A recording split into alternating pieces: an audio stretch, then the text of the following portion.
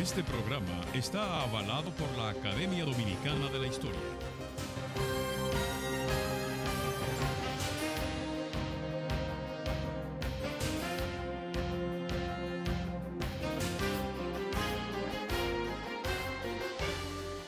Hola, pueblo dominicano. De nuevo con ustedes y su programa Momentos de la Historia.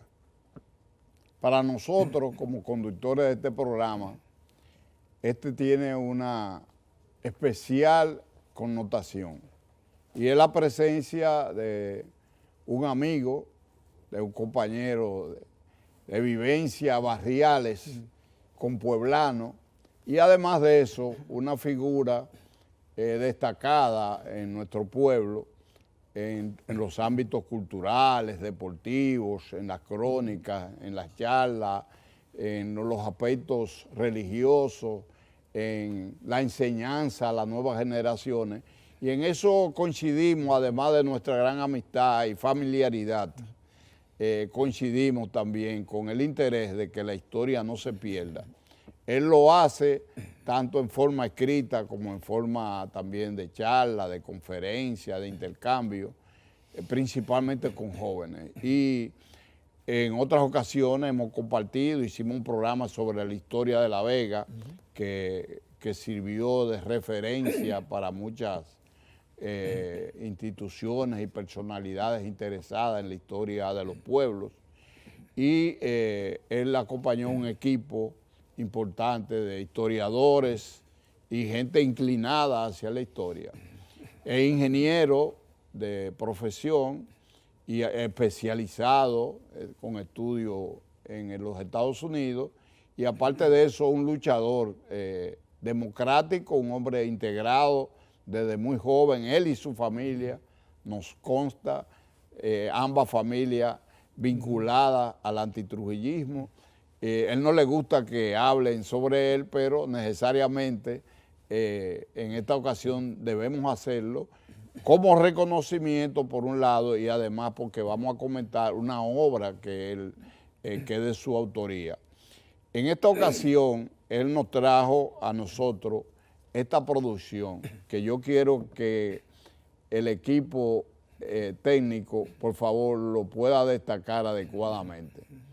Nos estamos refiriendo a El Águila y los Ruiseñores, de su autoría, que versa sobre el proceso que culminó con la intervención, la primera intervención norteamericana en 1916-24, entre otros aspectos. Y además de eso, un libro que él, por un gesto de humildad por un lado, y por otro lado porque es una obra de arte, porque en forma de novela él narra lo que fue la dictadura de Trujillo, los sinsabores, las proyecciones, el terror que vivió el país y además su participación, porque él en ese entonces era estudiante de arquitectura e ingeniería que se hacían en común. Y entonces él formó parte de un grupo vinculado al movimiento clandestino 14 de junio y al mismo tiempo un movimiento propio de estudiantes universitarios donde estaba él, un grupo de personas, y él lo hace en forma de novela, de suerte que el que lo lee y no conoce la historia y no está vinculado a esos acontecimientos, este se llama Aventuras y Desventuras de un joven en la era de Trujillo, de su autoría. Luego le tomaremos verdaderamente una postal que sobreviva. Yo le voy a proponer a él que en el primer set nos dé una introducción, pero además de eso, le voy a hacer una propuesta definitiva que yo creo que él va a aceptar. Si nosotros hablamos de los dos libros al mismo tiempo, este programa no cumplirá su objetivo.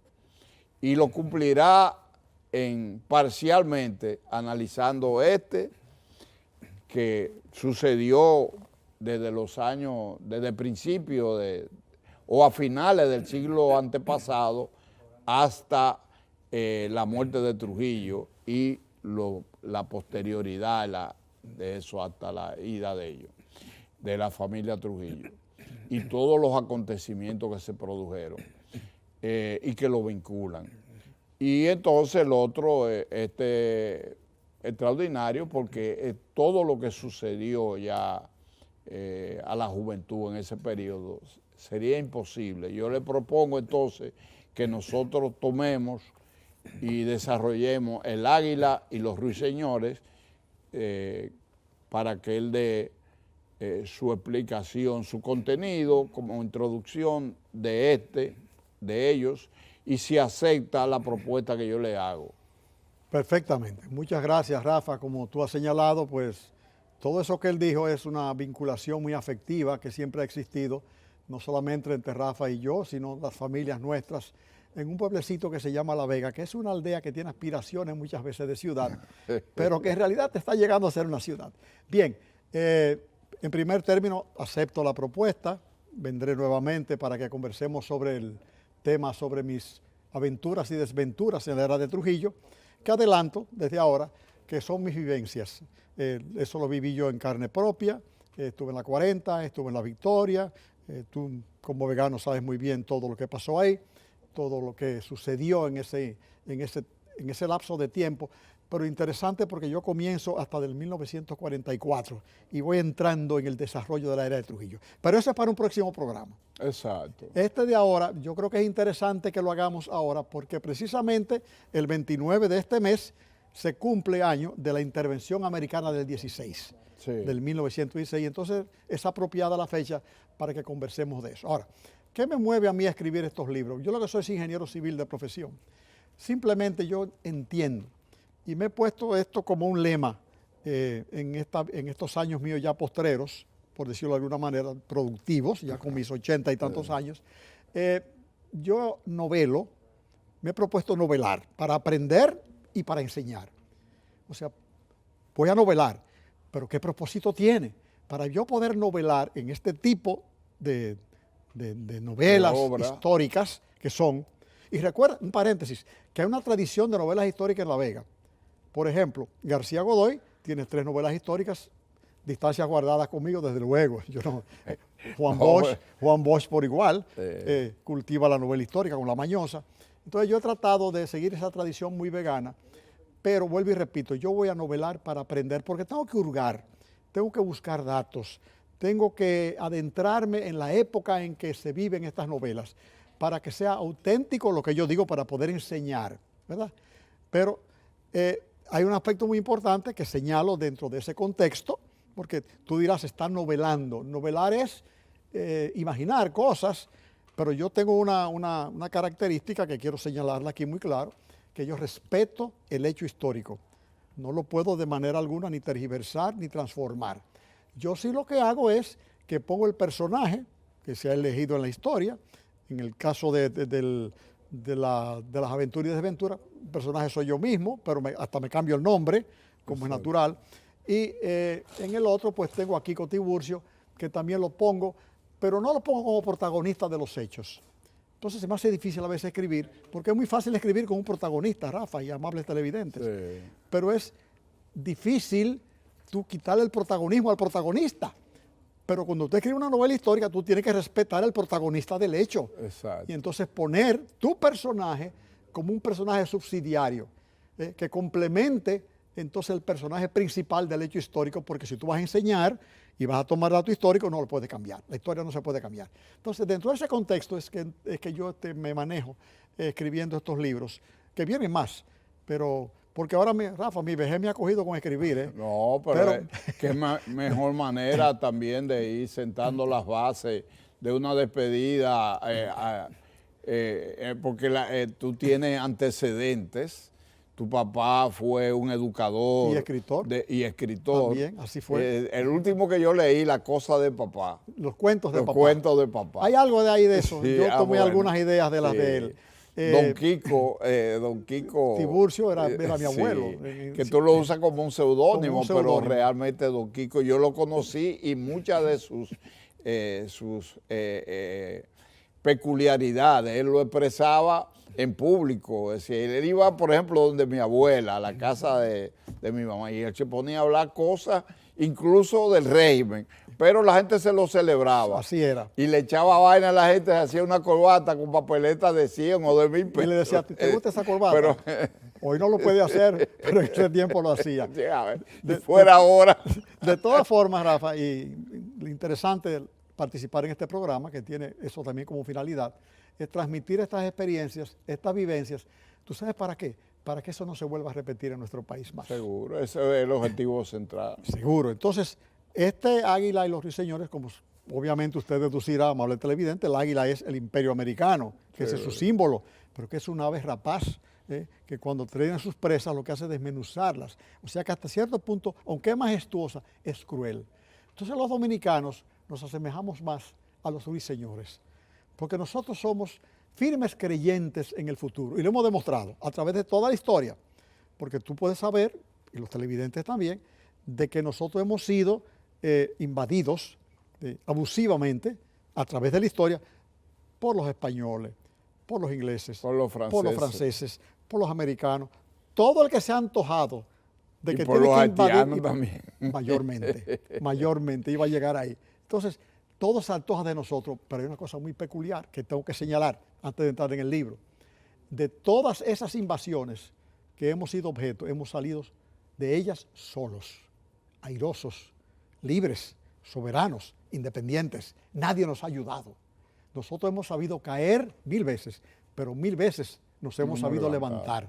Porque yo siempre he dicho, y lo quiero reafirmar aquí, que en cada dominicano, en cada hombre, en cada mujer existe el Adán de la caída y el Cristo de la resurrección.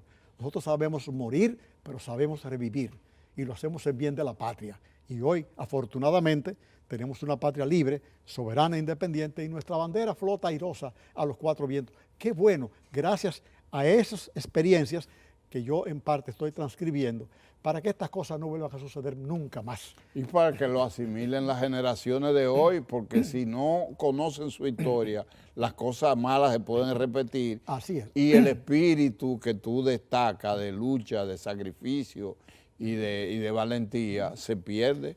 No sé si eso condensa la esencia de tu exposición para poder hacer una pausa y que tú entonces introduzcas los primeros elementos del texto de esta, vamos a decirle novela de carácter histórico, que es verdaderamente algo de importancia, novedoso, y que la gente, yo lo invito a que trate, el que no lo ha hecho, trate de leerlo, de verlo con un sentido crítico y con un sentido alentador de la naturaleza de este país y sus proyecciones.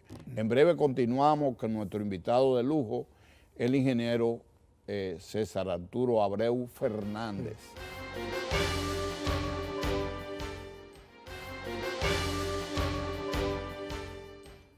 Continuamos con este interesantísimo programa que nos llena de gala en nuestra condición de veganos, de poder compartir con un colega compueblano, amigo y también barrial, plazoletero. La plazoleta era Luperón, pero no se mantiene así. Pero hubo un tiempo en que un ciudadano vegano merecía ese nombre y provisionalmente le pusieron así, Yuli Mendoza. Sí. Fue una placa en realidad que se puso, pero el nombre sigue siendo Plazoleta Luperón. Luperón, sí. Recuerda que Luperón fue inclusive gobernador de La Vega, mucha gente, pero esa es otra historia que podemos hacer otro día. No, y además casó con una vegana, apellido Moya. Así mismo fue. O sea, igual que también Horacio Vázquez con Trina, la autora Trina de las Madres. Exactamente. Sí. Pero son otras historias. Sí, esa es otra historia. Vamos a hablar entonces de ese periodo, de los primeros periodos hasta la intervención norteamericana, que tú lo puedes sintetizar con brillantez, el contenido y también los rasgos más esenciales de tu exposición. Muy bien. Que tengo un personaje central, ¿verdad?, que es Kiko Tiburcio, que nace en Jarabacoa, narro cuando va llegando a La Vega, 1900. ¿Por qué elijo ese año? Porque para La Vega fue un año trascendental e importante, porque recibe la visita de Monseñor Fernando Arturo de Meriño, quien va entonces a inaugurar, por decirlo así, o bendecir la iglesia de La Vega, que entonces no era catedral. Y aquello fue un evento tumultuoso que marcó también en La Vega, tuvo un impacto muy grande, porque La Vega se integró en torno a esa visita y en torno a su nueva iglesia, y comenzó entonces un periodo de desarrollo. Pero ¿qué pasa? Estamos hablando de 1900, Lilis ha sido recientemente ajusticiado. Que pasó por La Vega porque él llegó en un tren desde Sánchez. Y ya él le habían dicho que lo iban a... que durmió en el palacio de Don Zoilo. Exacto. Y Don Zoilo le dijo, no vaya a Moca, que lo están esperando. Y salió temprano, aparentemente buscando la muerte. Y salió sin escolta. O sea, en caballo. Sí, seguro. Lo justician precisamente solo. Y muchachos. Parece que buscando la muerte. Pero bueno, de todas maneras, en ese periodo es donde comienza entonces esta historia que yo trato de narrar, que este caso es una novela histórica. El otro libro viene siendo una historia novelada, sí. Pero este no, esta es una novela histórica. Correcto. Para que me permitan las licencias que tengo que tomar con ella. Entonces, en ese periodo el país pasa por una etapa muy convulsa. Desde el 1900 hasta el 1916 tuvimos 7 presidentes. La montanera, las guerrillas, los bolos, los rabuses. Y después los mismos bolos se dividían en dos. Y después se unieron en la Revolución Unionista, sí. El Partido Verde con Morales Languasco. O sea, que era que si tú fundías el rojo con el azul salía el verde.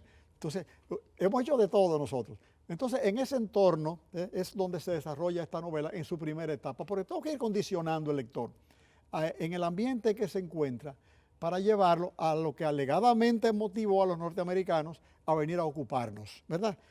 Todo ese proceso de inestabilidad política, de quítate tú para ponerme yo, me introduzco el personaje de Perico La Sala, que fue cierto, que tiene un encuentro con Kiko y lo desanima porque le dice, ¿tú luchas por qué? Y Kiko le dice, bueno, por el país, por ver el país progresando. Y él dice, yo no, yo lucho por estar arriba y que mi gente tenga empleos.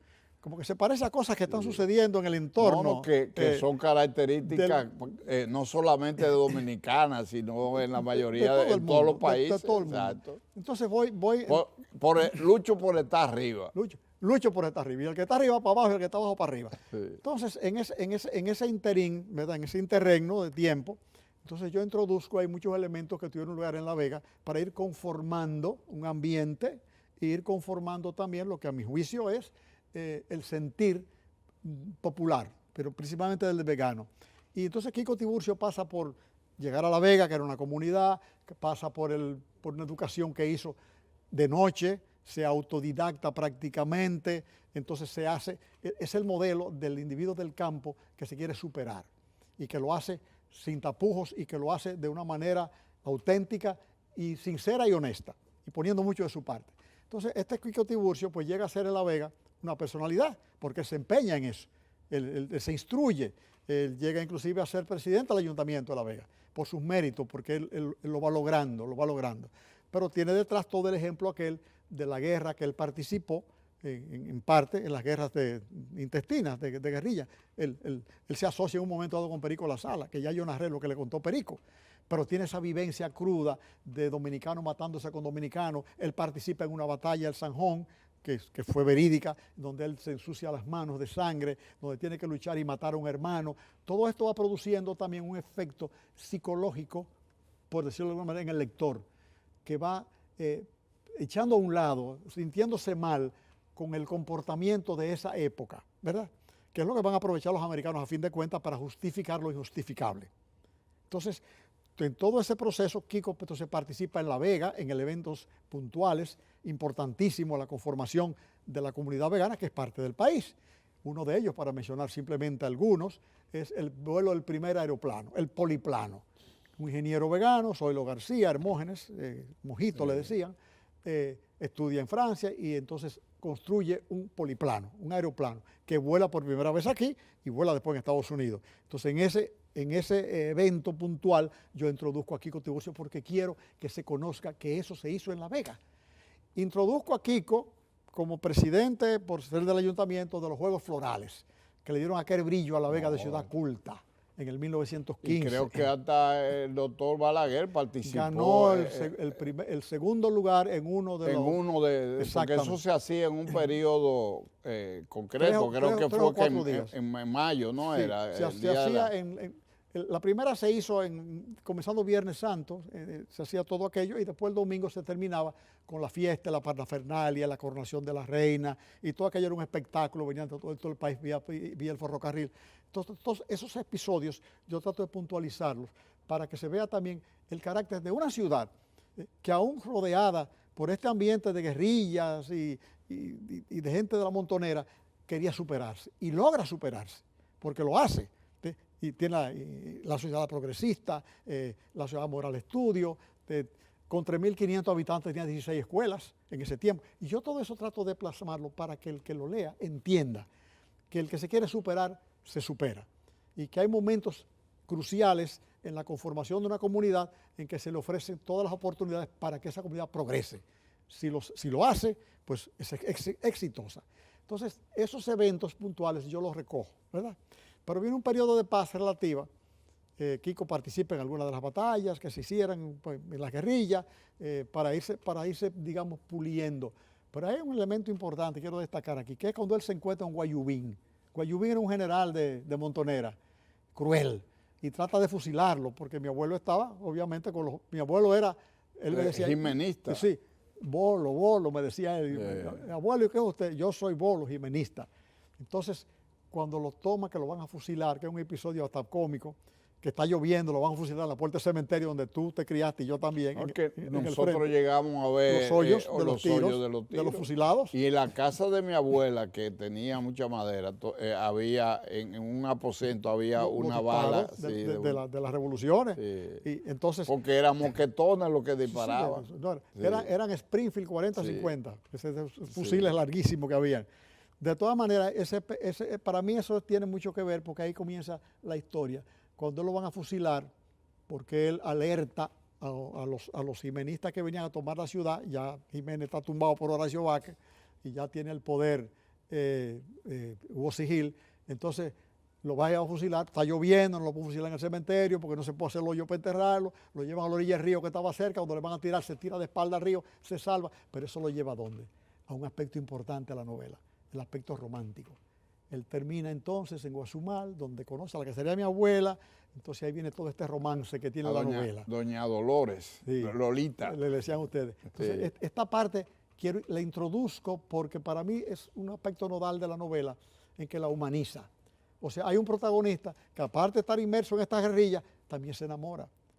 Y también siente en su ser. Es que eso lo vivimos en la guerra de abril, que la gente dice la revolución de abril. Bueno, pues yo le digo la guerra en medio patria. De la lucha, la guerra constitucionalista fue una guerra patria. Guerra patria. Fue patria porque fue contra la intervención. Seguro. Originalmente no era una guerra patria. Para mí ese es el mayor mérito que tiene, aparte de los demás que tiene. Exactamente, y dentro de eso entonces los compañeros y compañeras se enamoraban. Y se casaron y todo. Se casaban. Sí, son hijos de ahí. Sí. Pero bueno, introduzco y menciono eso de manera muy rápida, la tengo en la primera parte de la novela, porque quiero humanizar mi protagonista, ¿verdad? Bien que se enamora, después en un baile de máscara, que él cree que ella ya no lo quiere, ella se quita la máscara, él le ve aquellos ojos avellanados hermosos, aquel perfume a rosa que salía, que ella emanaba, entonces él llora, la besa, 27 de febrero, entonces en el Parque de La Vega suenan los montantes, es una escena de Hollywood, ¿verdad? Sí. La digo para emocionar a la gente que lean la novela. Pero que también era verdad que pasaba. Pero eso fue verídico. Sí. También introduzco el carnaval,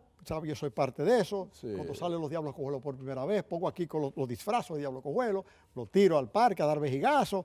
Todo eso está en esta primera parte, ¿verdad? Humanizando mi protagonista y llevándolo por ahí. Pero todo esto va muy bien y viene entonces un periodo de paz, históricamente hablando, tú lo sabes, que es Cáceres, ¿verdad? Son 6 años. Que crea la Guardia Republicana. Y disciplina el país. Y se impone. Sí. Y un hombre guapo. La Guardia Mon. Que murió fruto de su guapesa, porque a él también le habían dicho que le iban a matar. Y él fue solo en un coche. Con el cochero. Entonces, después de la muerte de Mon viene nuevamente este periodo de inestabilidad política. Y por sobre todas las cosas hay una deuda que desde Lilis, que tiene el gobierno dominicano con extranjeros, principalmente Estados Unidos y con gente de Europa, pero principalmente Estados Unidos. Esa es la excusa de que este país está en desorden y no me están pagando y yo tengo que proteger mis intereses. Esa es la excusa que da Estados Unidos. Claro. Y entonces yo tengo que Porque intervenir. ellos habían comprado la deuda que había hecho Lili a los holandeses. Redondéame eso para que hagamos un espacio y rebájamela, la Exacto. Santo Domingo Improvement. Entonces, Exacto. con ellos es que tratan de, entonces hay que cobrar esa deuda, esa es la excusa, ¿verdad? Y toman entonces el control de las aduanas, de eso, pero finalmente entonces se introduce. Pero esa es una excusa que no es valedera, porque lo que había detrás era geopolítica. Claro. Había una Primera Guerra Mundial, había que controlar desde la Bahía de Samaná el acceso de los buques al Canal de Panamá, que estaba en construcción, y entonces en realidad la deuda es la excusa, pero no ese es el motivo principal de la deuda, se ha determinado posteriormente a través de la historia, ¿verdad? Claro. No fue esa la razón principal.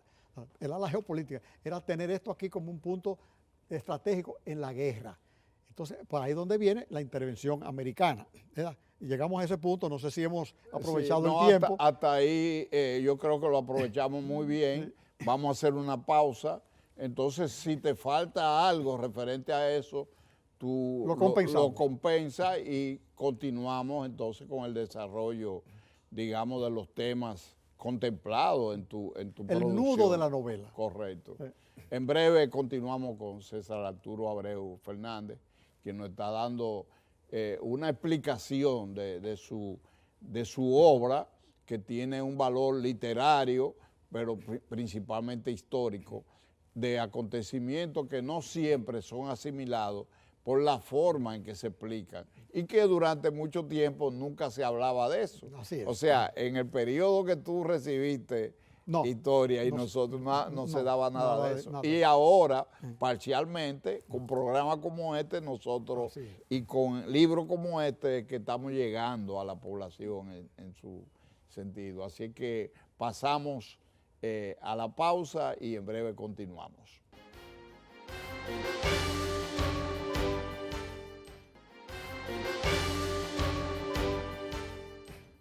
Entramos en el tercer e importante segmento de este programa, Momento de la Historia, y verdaderamente las expectativas se llenan y a uno le satisface con las explicaciones históricas, políticas, narrativas y también literarias de nuestro invitado. Quiero que tú continúes ese...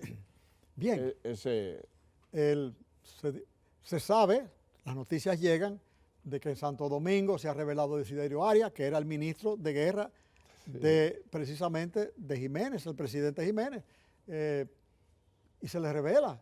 Ya estamos hablando de 1916. Pero que eso era una conducta que era propia de él. ¿Pero por qué se le revela? Porque él tenía bajo su cargo, se le había asignado el ferrocarril del central, que era de Santiago a Puerto Plata, y las aduanas, y con eso él repartía, ¿verdad?, la ración del BOA a sus allegados, a sus adláteres. Entonces, Jiménez decide que no, que eso tiene que ir a los fondos generales para ir pagando la deuda con Estados Unidos y con otros países. Entonces él se revela porque le han quitado eso. Que dicho sea de paso, Desiderio era un hombre íntegro. Yo no estoy menoscabando su actitud. No, que hicimos un programa aquí con parte de la Academia Dominicana de la Historia, como una especie de panel. Y yo le preguntaba, ¿y ustedes creen que eso lo hizo por patriotismo y por autenticidad? Si no, era un hombre íntegro. Fue íntegro. Sin lugar a dudas. Y enfrentó a Trujillo después. Pero bueno, el asunto es que entonces hay una especie, nuevamente caemos en la vorágine de las ambiciones políticas y todo esto comienza a trastocar el poder. Ya Jiménez está cansado, que era un hombre también muy íntegro, y decide renunciar a la presidencia de la República, que ya había sido electo en años anteriores. Y además que le imponían condiciones también indignas de un presidente que se consideraba dominicano. Y lo presionaban, los americanos lo presionaban, que tenía que reformar el ejército, pero que era al mando de un general norteamericano. Exacto. Entonces él decía, yo no puedo aceptar eso.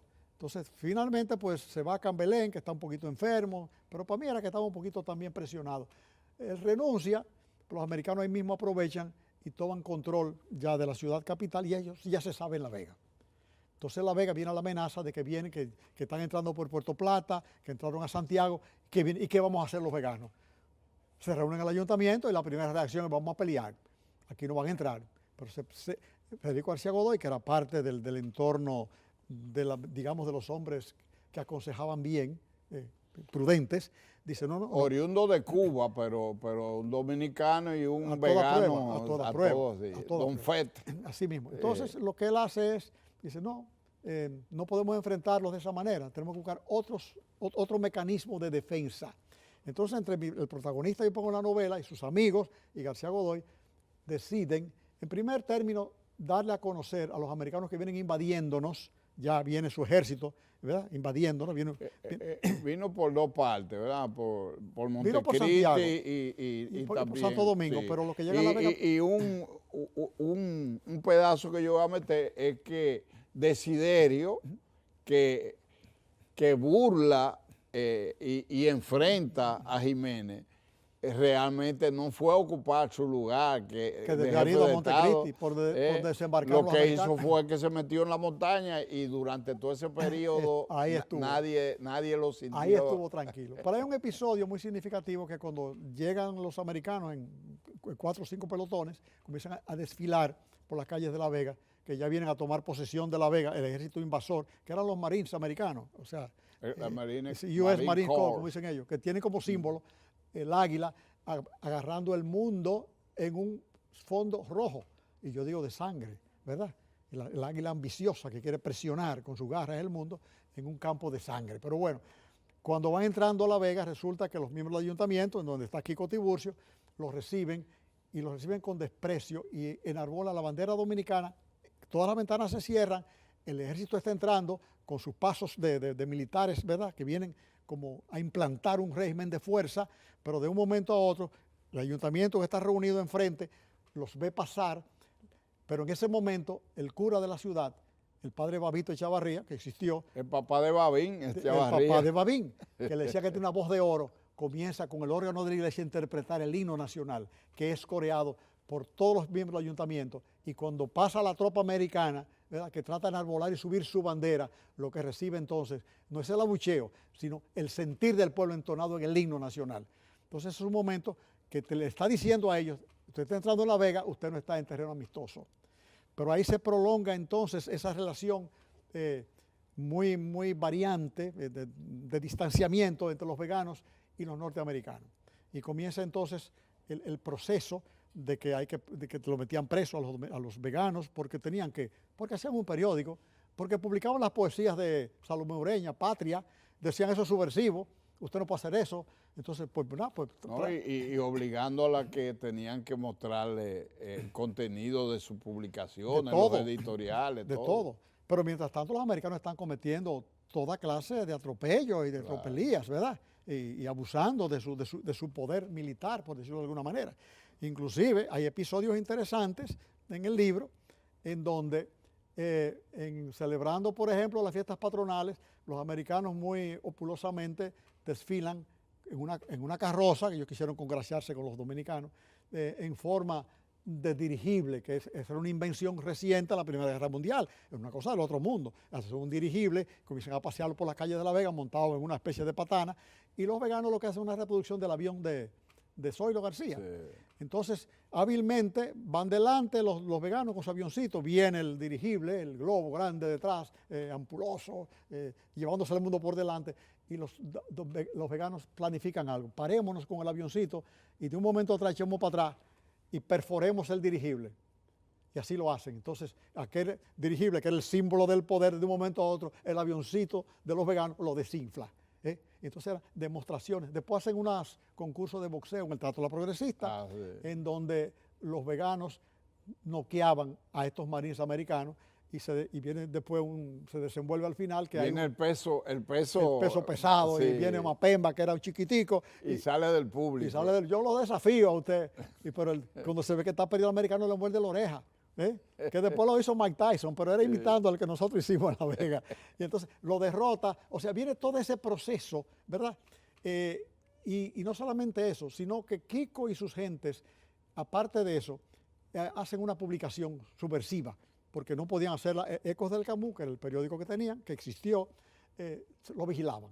Entonces hacen uno que se llamaba el Ruiseñor, por las razones que yo he explicado. Porque nosotros somos ruiseñores, que cantamos con esperanza, nosotros le cantamos a la Virgen, no importa que vaya a llover, no importa que esté nublado, nosotros como quiera cantamos, nosotros como quiera volamos, nosotros como quiera somos libres. Entonces ese es el espíritu del nombre. Entonces hacen ese periodiquito, pero aparte de eso se inventan otras cosas. Cuando tú me saludas en la calle, tú me haces así. Esas son las salas del ruiseñor, ¿verdad? Dice, yo soy ruiseñor. Ponme las paredes como una V invertida, ¿verdad?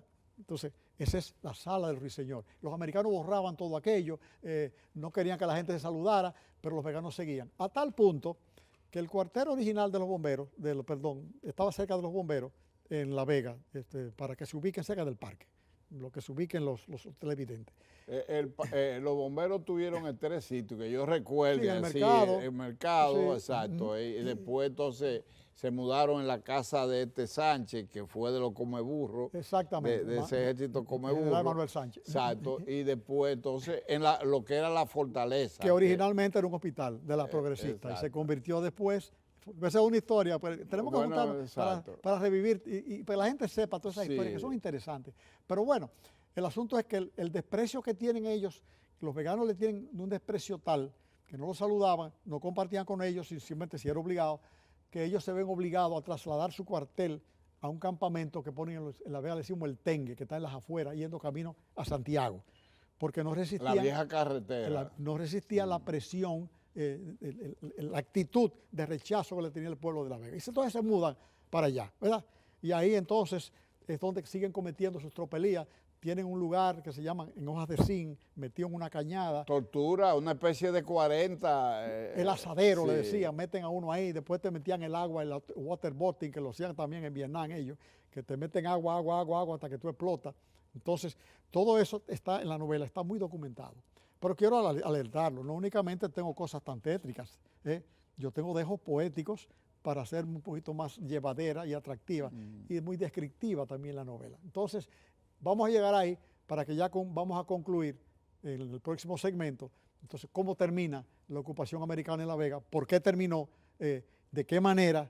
Y fue verdaderamente impactante. Y creo que es el final de la novela, es donde el nudo se deshace y viene la solución entonces a toda la trama novelística. Un tercer segmento rico y amplio y profundo de una obra que merece el estudio de todos los dominicanos, El Águila y los Ruiseñores. Así es que en breve continuamos con el último y cuarto segmento de este interesante programa que nos está brindando César Arturo Abreu Fernández.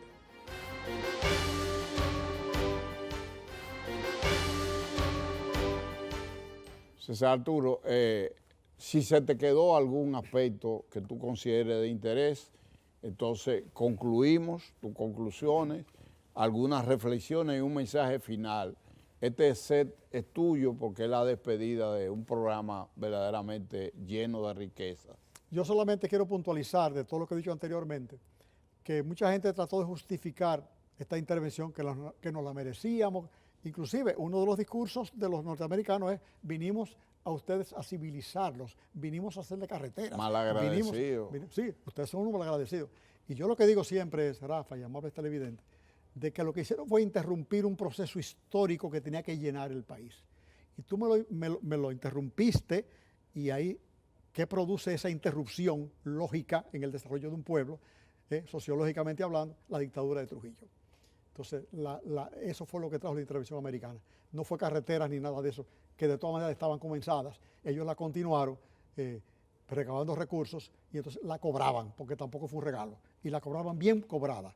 Inclusive muchas hacían muchas curvas para que fueran más largas, para cobrar más dinero. Pero eso también podemos verlo de otro punto de vista. De todas formas, ¿cómo concluye todo esto en La Vega y en el país? Porque La Vega yo entiendo que dio el mensaje principal. La Vega no tenía armas, nadie tenía armas. Los americanos habían desarmado el país, fue una de sus principales... Incluso obra, porque tú hablaste de lo que escribió, el derrumbe lo escribió. Lo quemaron. Y lo quemaron, y después Bosch encontró uno, creo que en Chile lo publicó, yo lo tengo también. Yo también.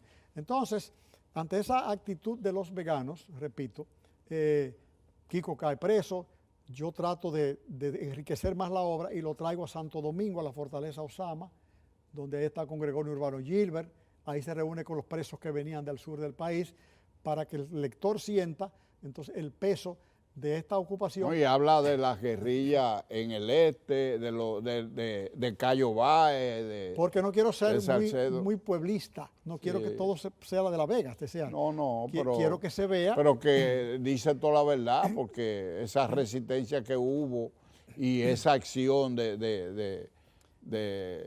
del hoy héroe nacional, con un tiro matar al capitán que dirigía las tropas. Lo encerraron en un hoyo, estuvo ahí como 15 días el pobre. Pero bueno, el asunto es que termina entonces la novela ya, cuando en el 1921, quiero puntualizar mucho este año, por una razón muy sencilla. Los americanos se fueron del país en el 1924. En 1921, Kiko sale de la prisión, que lo tiene en la Fortaleza Osama, por sus acciones en La Vega, por los ruiseñores, por todas estas acciones que él emprendía subversivas, junto con su hijo Quiquito. No, y le hicieron como hacían los gobiernos dictatoriales de hacerle expedientes falsos. Todo eso. Muchos no eran tan falsos, desde el punto de vista de lo que ellos veían, pero eran patrióticos. Y denuncia, era justificado, ¿verdad? Él decía, pero es que yo no he hecho nada malo, si yo lo que hago es por mi país, yo no los reconozco a ustedes como invasores, no los reconozco. De todas formas, termina volviendo a La Vega, entonces recibe la noticia de que los norteamericanos han decidido irse de La Vega en el 1921, porque no resisten la actitud de los veganos, que a base de cultura, de amor propio, ¿verdad? De vergüenza propia, de valorización propia, simplemente los vencieron. No hubo que tirar un tiro, porque los pueblos pueden cuando quieren, a base de cultura, de educación, de actitud, de desvelo, de amor a su patria. Y desprecio al enemigo. Exactamente. Entonces tienen necesariamente que retirarse. Y la retirada, que se enteran entonces los veganos, se la hacen sentir. Como le hicieron sentir su llegada, le hacen sentir su retirada. Entonces van y se colocan en el Tengue, donde ellos estaban camino a Santiago. El pueblo se agrupa, comienza a desfilar la tropa que va en retirada de los americanos, los Marines, con su bandera, con el águila y todo eso, y van tocando sus tambores destemplados, pero los dominicanos que están ahí comienzan a entonar el himno y entonces ahí mismo enarbolar la bandera dominicana. Pero en ese momento Kiko mira y dice, miren a La Vega, ¿qué ven en estos momentos? Entonces como una nube gigantesca llena de ruiseñores. Y entonces ahí concluye la novela, con la retirada del ejército americano, producto de la actitud de un pueblo, que a través de la cultura, de la actitud que tuvo, de su fe en la patria, de su comportamiento adecuado y lleno de vergüenza y de amor propio, venció al enemigo sin disparar un tiro. Porque hay muchos métodos de lucha y todo lo que tú has dicho es una forma de lucha. Seguro, pero fíjate que funcionó. No hubo que disparar un tiro, simplemente tuvieron que irse, avergonzados, como decimos en el Cibao, con el rabito entre las piernas. Y de la primera ciudad que se fueron, eso quiero recalcar en el libro también, fue de La Vega. Y eso son investigaciones que están ahí históricas, que son ciertas. Entonces La Vega tiene también ese baldón. No, y la intelectualidad vegana que tenía un peso específico, influyó. García Godoy tenía una sociedad. Influyó. La sociedad nacionalista.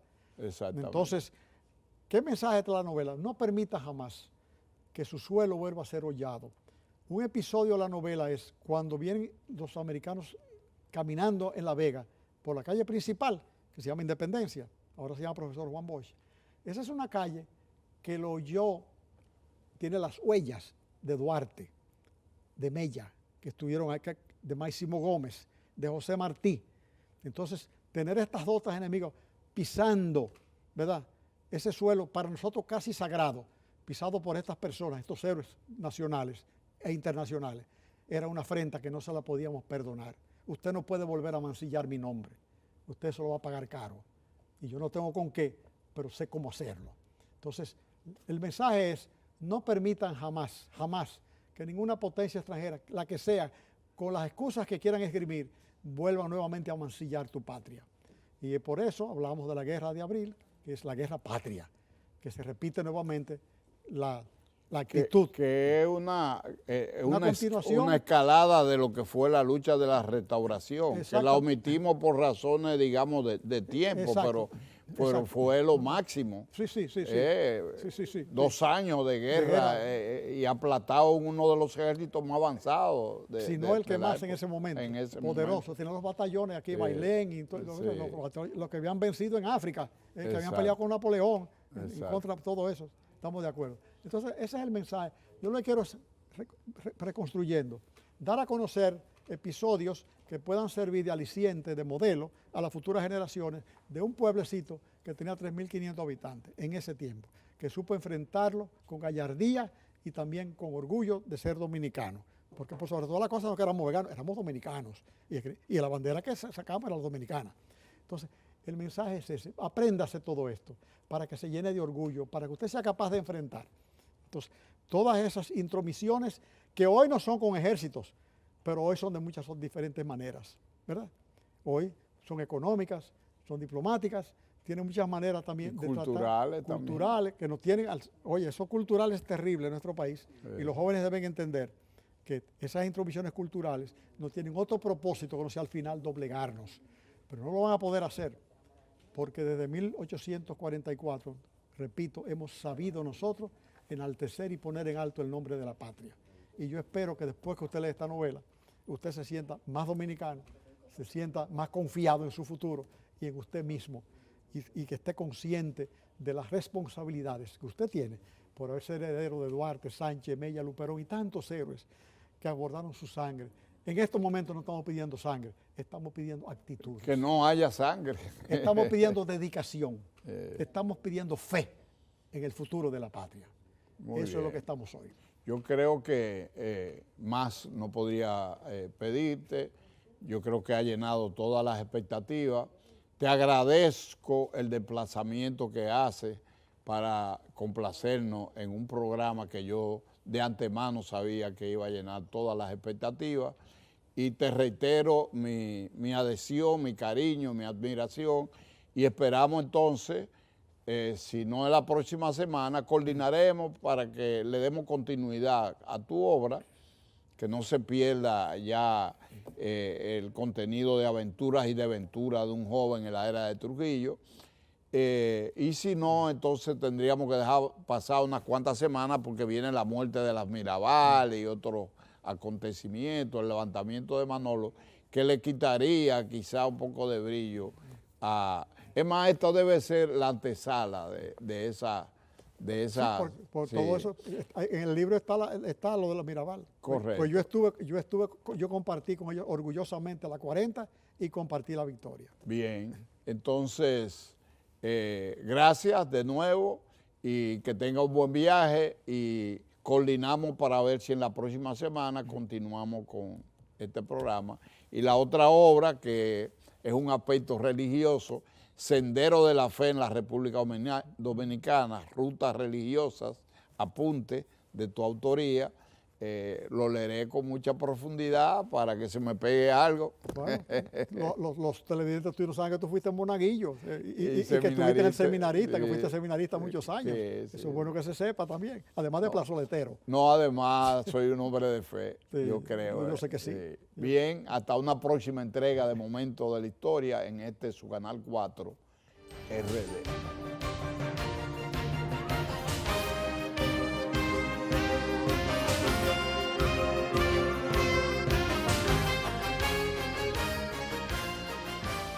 Este programa está avalado por la Academia Dominicana de la Historia. Comisión Permanente de Efemérides Patrias. Presentaron